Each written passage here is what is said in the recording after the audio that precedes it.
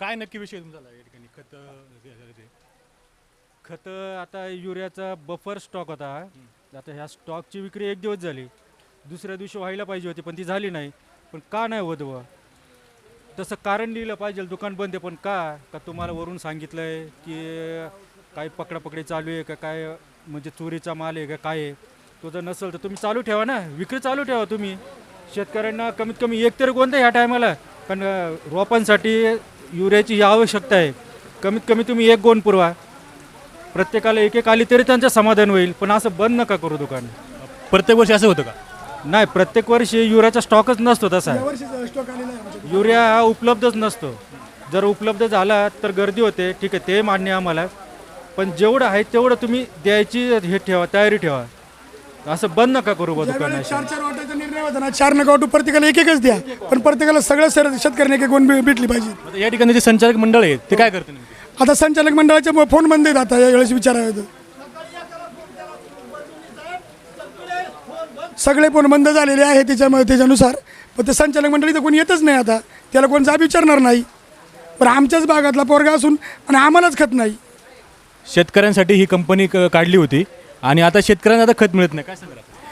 हे कंपनीचं खत कुठं जातं हे आम्हाला कळलं नाही. आता शेतकऱ्यांना आम्हाला सुरुवातीला सांगितलं होतं का तुम्हाला ओतूर जुन्नरच्या रेटमध्ये आम्ही देऊ, त्याच्यापेक्षा आम्ही 100 रुपये देऊन आम्हाला खत नाही.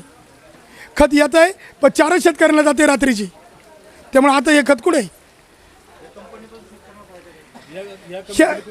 आता तर या सुरुवातीला शेतकऱ्यांना काहीच फायदा नाही. बाबा म्हणले माझ्या शेतात किती खड्डे घेतले बाबा? 3000 खड्डे आणि तिथं 3 झाडं सुद्धा नाही साहेब लावली. खोटी झाडं होती? खोटं सगळं लिहिलं होतं. झाडं कोणती आली होती? नव्हती का? काहीच नाही. म्हणलं साग लावलेत, आंबे लावलेत, अजून बरं 3 हिरड लावली. आपण 5 हिरडीची झाडंही नाही आणि 2 सागही नाही, आंबेही नाही. काय कोण होते कृषी अधिकारी? कोण होते?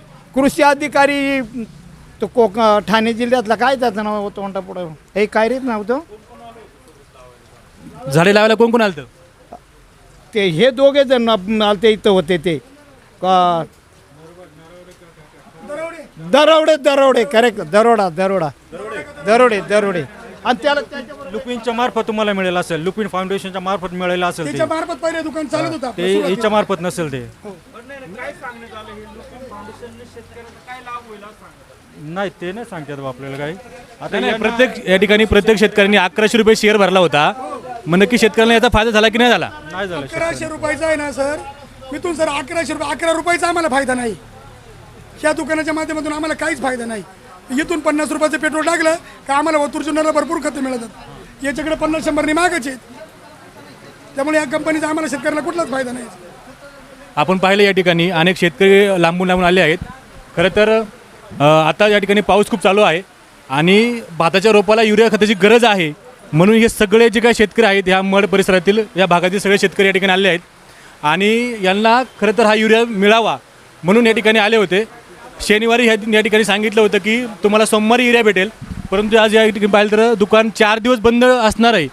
आणि हे जे लांबून आले जे शेतकरी आहेत मग यांचं नेमकं काय आता विषय आहे?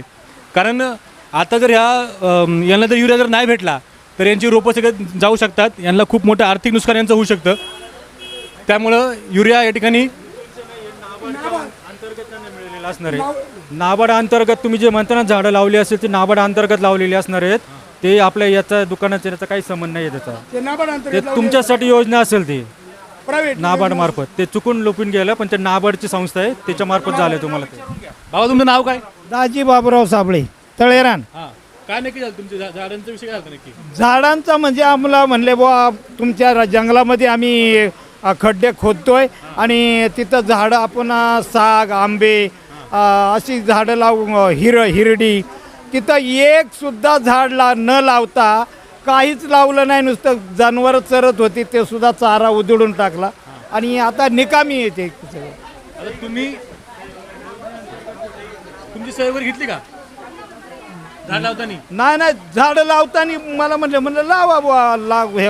आणि जसे गेले खड्डे घेऊन तसे परत आलेच नाही. पैसे काढले? पैसे काढून त्यांनी हे केले. लोकांची मजुरी हा किती रुपये होते? आता काय एका माणसाला काय मजुरी असेल ना का त्यांनी त्यांची लोक होती. ठीक आहे मावशी तुम्ही कुठून आल्या? कोलेश्वरवरील कोलवाडी कोलेवाडीवरून हां कधी आलेत आम्ही कशासाठी आले तुम्ही खतासाठी खतसाठी हां मग आता ते दुकान 4 दिवस बंद आहे मग आता त्यांनी म्हणून चालू करणार मग बंद केलं मग त्याला आम्ही काय का मग तुम्हाला सोमवारी बोलवलं होतं का हां सोमवारी उघडणार होतं आपण पाहिल्या ठिकाणी सगळे लोक आले यांना सोमवारी बोलवलं होतं हां बोला ज्या वेळेला कृषी खातं सुरू झालं हां मला वाटतं 80-82ला मी काम केलं सुपरवायझर म्हणून 4 जण होतो आम्ही आणि त्याच्यामध्ये हे नाबार्ड कंपनी आली यांनी दत्तक म्हणून घेतलं. आता ते आलेलं मला ग्रामपंचायतीत ते बसले होते त्यांचे अधिकारी. तेव्हा म्हणलं साहेब का हो तुम्ही काय बाबा म्हणले तुमचा गाव आम्ही दत्तक घेतलाय तळेरान आणि तुमची जे कृषी खात्याकडून अपूर्ण कामं राहिलेत हे आम्ही पूर्ण करणार आहेत. तेव्हा तुमची महत्त्वाची जी कामं असतील थकलेली मला साहेब 35 ते 40% तळेरांचं मजगीचं काम झालेलं साहेब ऐका ना आपण या ठिकाणी लोक आलेत खत तर तुम्हाला भेटत नाही म्हणून आलेत आणि खतं तर नाहीच खताची तर फसवणूकच चालली. आज जवळजवळ 7-8 वर्ष झालं खताची बॉम्ब आहे खतच नाही. आणि 250 रुपयाला जी 250 का 200 रुपयाला ती युरियाची खत आहे ती 550 रुपयाला इथं काळ्या बाजारने विकतात. मग तुम्ही याविषयी काय तक्रार केली का नाही केली नाही ना केली का बरं नाही केली आता चाललंय म्हणलो आता हे बाकीच्या दुसऱ्या दुकानात ह्या दुकानात 265 ची गोण 550 रुपयाला विकतात त्यांना स्टॉक करून उपलब्ध होतो. शासन मग हे शासन काय करतंय कृषी अधिकारी कुठं जातात कृषी अधिकारी यांना ओचक ठेवायला नको का